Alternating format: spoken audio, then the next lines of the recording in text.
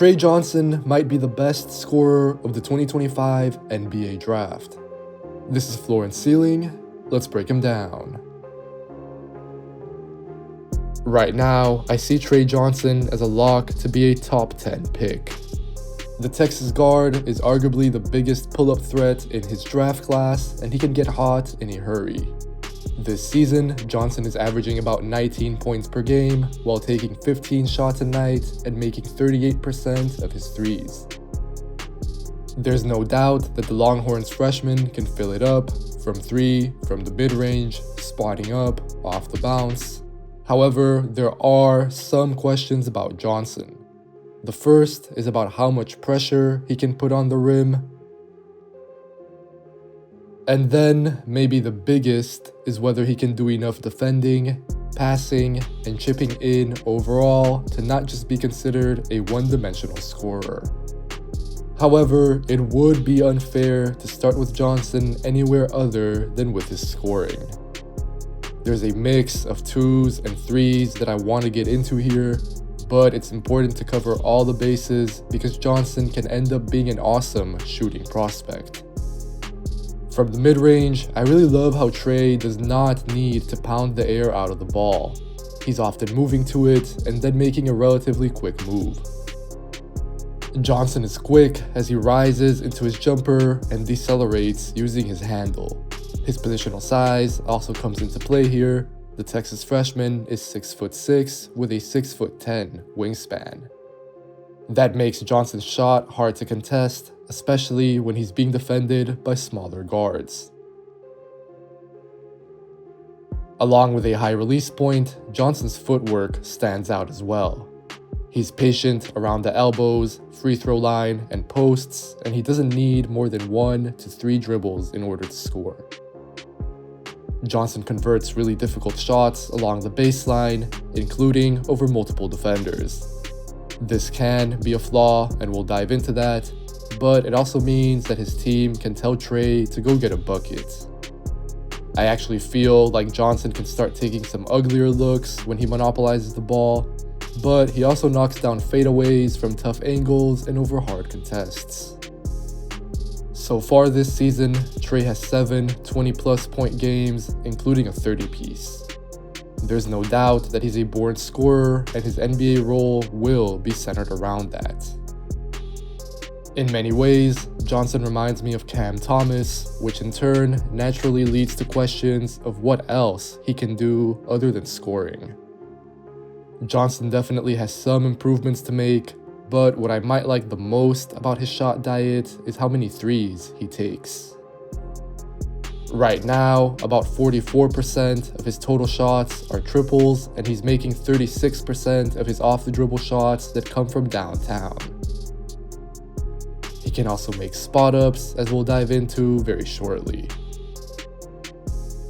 From the mid-range, just as an FYI, he's making around 41% of his off-the-dribble 2s, and then 61% of his post-ups, which, as we saw earlier, can be a very dangerous tool. A couple quick notes on Johnson from 3 though. Again, I like his decisiveness, playing out of 1 or 2 dribbles and with a quick trigger.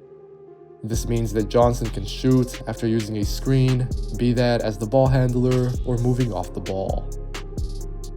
He's also capable with handoffs, which fits the modern NBA really well regarding what guards and bigs need from each other.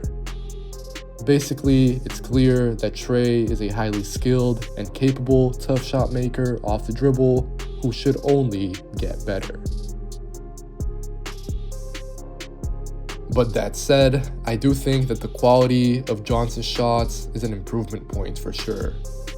Some of the things that I commended are hard to maintain as defenders get better once he enters the NBA. The angles on Johnson's pull-ups can be super difficult. He also loses balance and position in his preferred spots. So all of that, plus how he struggles to turn the corner, might play a part in why Tre has to take so many fallaways and turnarounds. It's also why he doesn't get to the rim that often. Often, it feels like Johnson is going to shoot no matter what, which makes him and his team easier to read.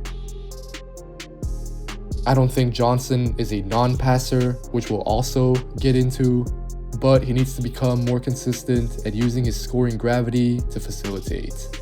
Sometimes Johnson captures the attention of 3 or even 4 defenders, but no one else gets a touch or a shot.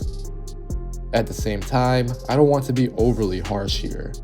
Johnson will have more space and hopefully more movement in the NBA, because at Texas, the off-ball scene around him can look fairly static. Speaking of off the ball, I believe in Johnson's potential there. He's a powerful scorer off the bounce, but also spotting up, or even better, when he's moving around. Tre doesn't really cut, so this mostly applies to his three-point shooting. Right now, Johnson is making about 40% of his catch and shoots, so again, Tre is good in isolation, from the midi and from the post, but really, most of his shots come from 3, where he can make pull-ups and diverse spot-ups. This really elevates Johnson's floor. The 18-year-old has that quick trigger which comes in handy in transition or on inbound plays. Under a system where Tre's shot diet is simplified, then it's definitely possible to imagine him becoming more efficient. I'd say the biggest question about that is whether Johnson is willing to buy into that streamlined sort of role.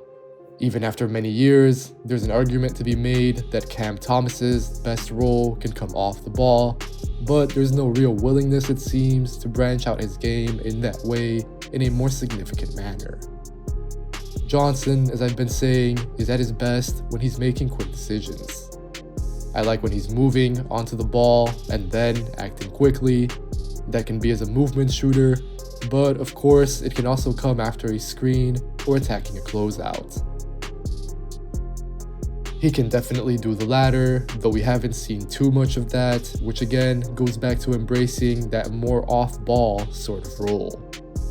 The biggest thing to note here, in my opinion, is that Johnson can use his shooting gravity to get into a different shot. He can definitely make these pull-ups when all he has to do is take a dribble or 2 inside. But what I would actually prefer to see is Tre attacking the basket more often. He is skinny, to be fair, but his positional size should allow for more aggression.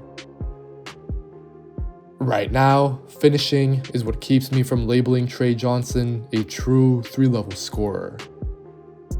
Johnson's percentage isn't bad this season at around 68%, but it's on really low volume with only 25 makes for the year.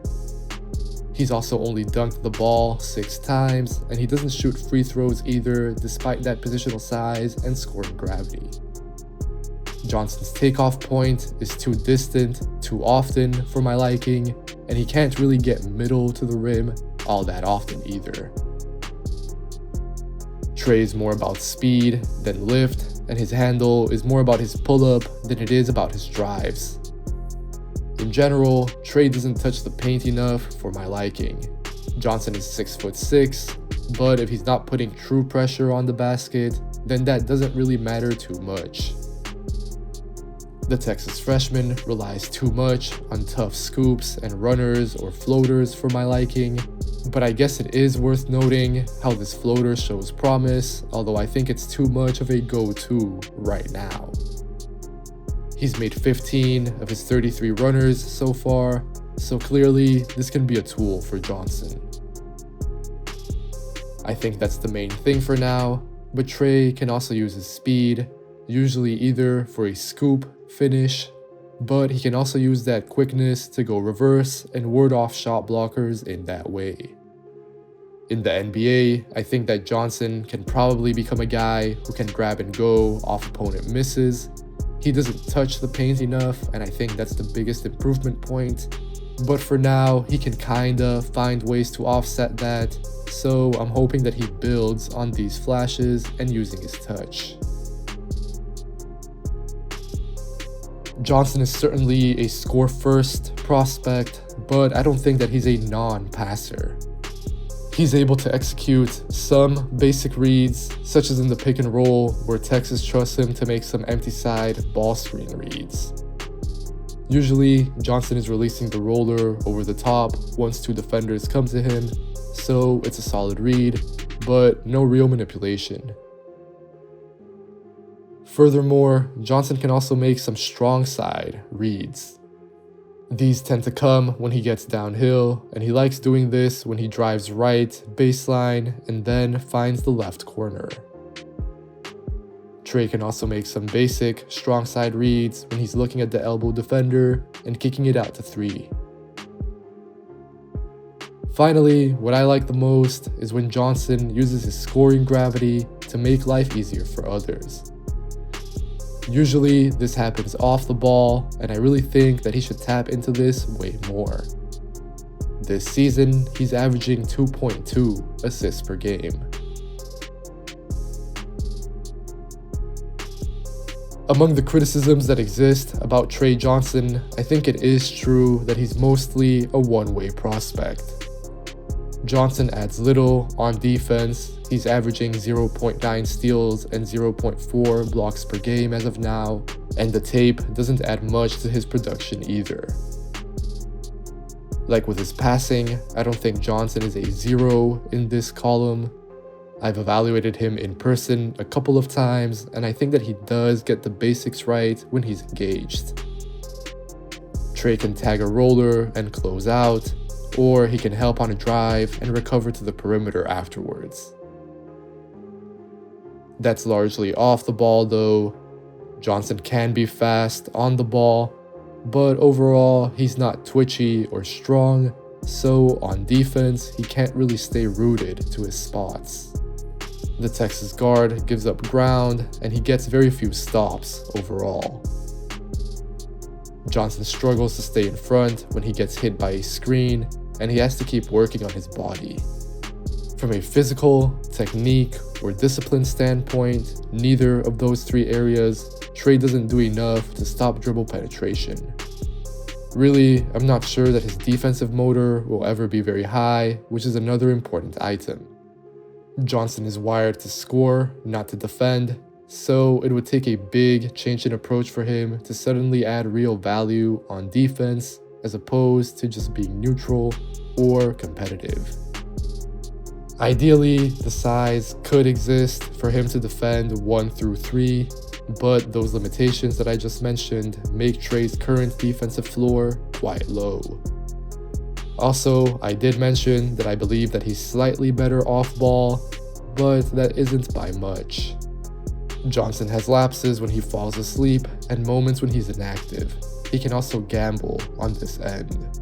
On top of that, Tre's angles have to get better, as he can get beat on closeouts or give up the lane with too much ease, again, too often. As always, if you enjoyed this video, make sure to leave a like. Make sure to leave a comment telling me what you think about Tre Johnson. Make sure to subscribe to the Floor and Ceiling Substack. And if you enjoyed the video, if you want to watch more content like this, make sure to subscribe. Take care, and I'll catch you guys next time.